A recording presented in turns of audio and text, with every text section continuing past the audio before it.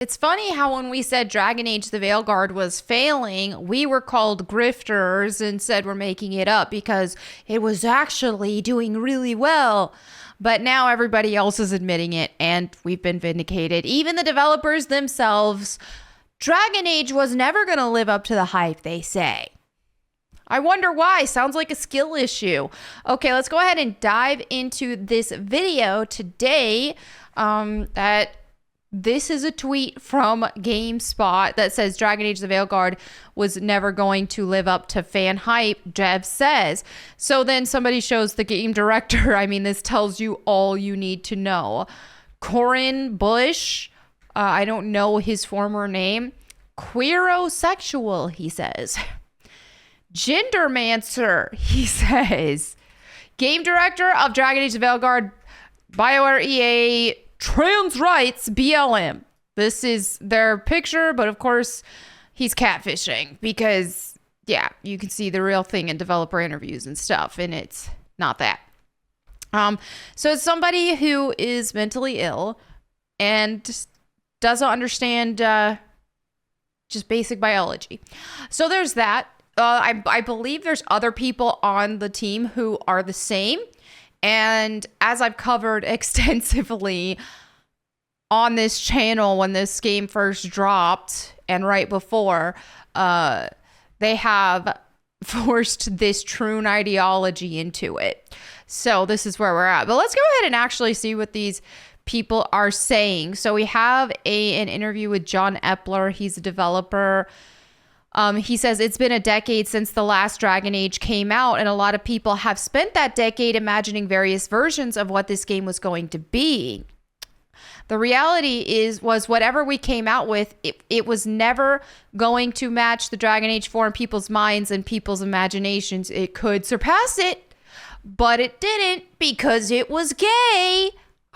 Like, that's a cope. This is what I don't understand about like modern developers, modern games. Whenever something tanks and it fails, why is it that they blame the fans now? Why is it that they can't say, hey, we need to do better, we really let the fans down? Why can't they ever reflect like that? That's very odd. Let's look at something like the Tomb Raider remasters, for examples, which had very high expectations from the community, including myself. I am not afraid to be very critical about anything associated with Tomb Raider. In fact, I'm very critical at most things associated with Tomb Raider at this point. So obviously, those remasters had a lot to live up to. Guess what they did? Saber put together a team of super fans of Tomb Raider who have been in the community making fan arts, modding meshes and skins and things like that, and also making custom levels in the level editor, and as well as complete overhaul in new different engine products, like remaking Tomb Raider 3 was one of them, like a fan remaster, so on and so forth. And guess what? Fans loved it, and it has been performing exceptionally well, raking in massive profits. So I don't want to hear it that, oh, no matter what, it was never going to meet expectations. That's not true. If you made something genuinely awesome, people will love it. There obviously are going to be some naysayers no matter what, but if you made something awesome, people would love it. Instead, we got this grotesque queer Nari that looks like a stupid Troon instead of like a cool Kunari. And that seems to be who a lot of the focus was around that game. Not to mention, like, you actually get additional options if you make your character a Troon. Like, in a world where magic exists and potions, people are still opting to get transgender top surgery scars, breast removal scars. LARP is a transgender in the game. I mean, this is just ridiculous.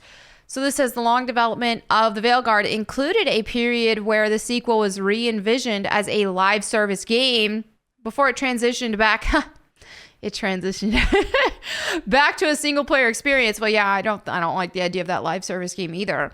Given everything that went into the game, director Corin the Troon shared his satisfaction with the Veilguard in its final form. Of course, he's happy with it because his goal was inserting his Troon ideology into the game. It wasn't actually to make it successful. Obviously, I'm sure you wanted it to be successful, but that wasn't at the forefront. That took a backseat to the Troon ideology. This happens with all of these ideologues.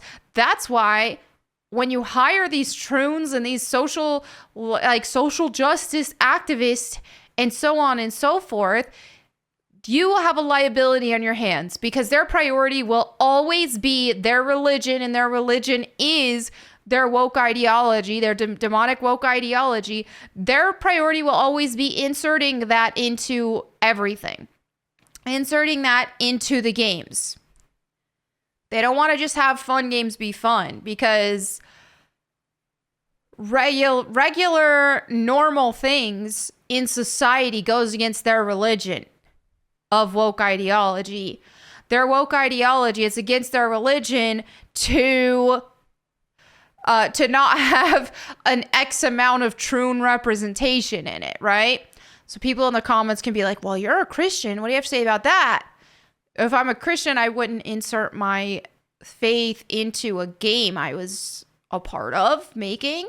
Granted, I also wouldn't be a part of a game I'm making if it would go against my values. But I'm not going to change something to insert my values into them, but I wouldn't go against my values at the same time. So there's that. The difference with these people is they want to insert their stuff and their perversion into everything. So let's see what he had to say. We're very happy with the critical reception of this game with the mainstream journalists who tried to push this game for you, which even some of them are backtracking. It's not common to have these challenging development cycles and have a team turn around and receive the critical reception that it did. In fact, in a lot of ways, that is the harder path to take. So yeah, we're quite proud of the critical reception. Oh, he said critical. I thought he meant something else. But anyway, okay, so he's happy that they got criticism. Okay, hopefully you take that and you change. Unfortunately, on the sales side, that's not something we can really discuss because it's bad. If it did well, you'd be like, oh yeah, we're at over 6 million units of massive success. But that's not the case.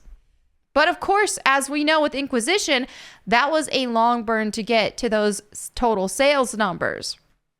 Okay, so what he's saying is we hope that over time, once this game continually gets marked down on sale and is given away in Game Pass, then more people will have it. Okay, well, that doesn't make the game a success if it's not pulling in profit. So let's remember that, because a lot of these games want to pretend like they're a success, but they were practically given away. Games that didn't make profit. This game is not going to make profit. So there's so many stories left, so many mysteries left unsolved. So I'll leave that for what it is, Related Bush. I will remain of the point of view that Dragon Age's ability to reinvent itself remains our greatest challenge and our greatest opportunity. Here's the thing. If you're me, why are you letting a Troon make your game? Why are you letting a Troon direct your game especially? How did you think that this was going to go well? That is confusing. But anyway, there you have it for this video. Let me know what you guys think in the comments below. And as always, if you want me to read the Bible to you, you can check out my Bible channel at Bible Time with Melanie Mack. Thank you all again. I will catch you next time. And in the meantime, go boom.